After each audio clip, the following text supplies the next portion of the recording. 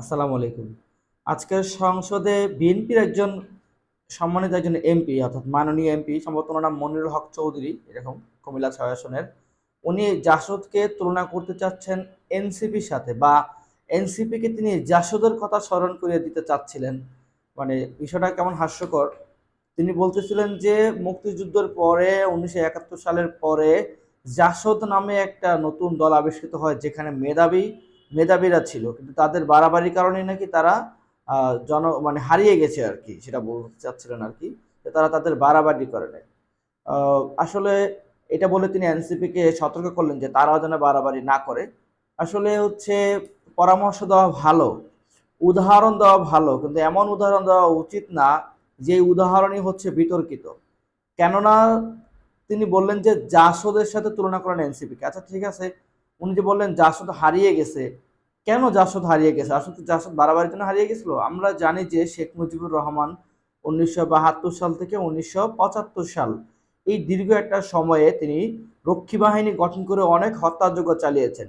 বিরোধী দলকে, বিরোধী মতকে দমন করার জন্য তিনি নিষ্পেষণ, অন্যায়, অত্যাচার যা রয়েছে তিনি সব চালিয়েছেন এবং সেই স্টিম রোলার শিকার হয়েছিল ওই সময়ে জাসদ।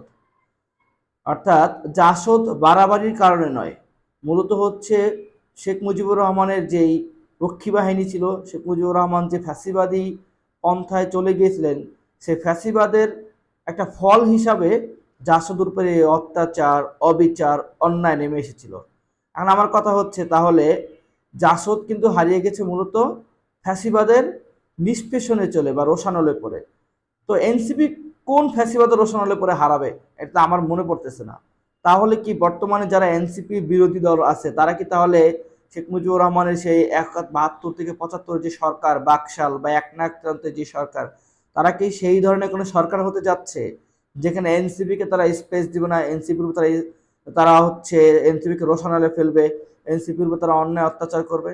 আবার বোঝেন, জাসদের উপর যারা অত্যাচার করেছে, প্রায় ৩০,০০০ জাসদকে হত্যা করেছে, তাহলে তারাও কি একইভাবে এনসিপির কর্মীদেরকে ধরে ধরে হত্যা করবে, মেরে ফেলবে? মানে কোথায় কিসের সাথে কি ওনারা তুলনা করেন, আজব একটা বিষয়। তো দিন শেষে এটা বলবো যে দেখেন, জাসদের সাথে এনসিপিকে তুলনা করবেন না। হ্যাঁ, জাসদের সাথে তুলনা করতে পারেন, কিন্তু এটা মনে রাখবেন যে জাসদ তাদের বাড়াবাড়ির কারণে নয়, মূলত জাসদ হারিয়ে গেছে শেখ মুজিবুর রহমানের একনায়কতান্ত্রিক সরকারের রক্ষী বাহিনী দ্বারা যে নিষ্পেষণ মানুষকে করা হয়েছিল, যে অবৈধভাবে মানুষকে হত্যা হত্যা করা হয়েছিল, নির্বিচারে মানুষকে গুম খুন করা হয়েছিল, সেই গুম খুনের শিকারের মধ্যে জাসদ শিকার হয়েছিল, তার এই গুম খুনের শিকার হয়েছিল জাসদ। সুতরাং এনসিপি কি এরকম কোনো কিছু শিকার হবে? তার মানে কি বর্তমান যারা ক্ষমতা রয়েছে তারা কি বাকশাল সরকার কায়েম করতে চায়? তারা কি এনসিপির সাথে কি ৭২ থেকে ৭২ থেকে ৭৫ যে সরকার সেরকম সরকারের মতো আচরণ করতে চায়?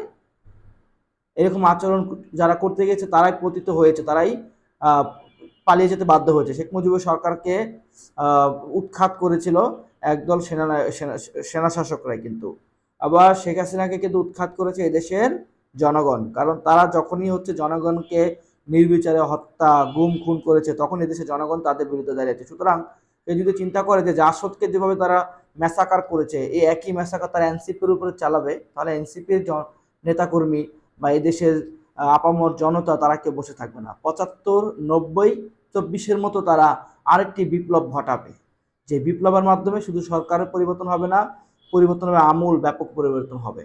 আসসালামু আলাইকুম।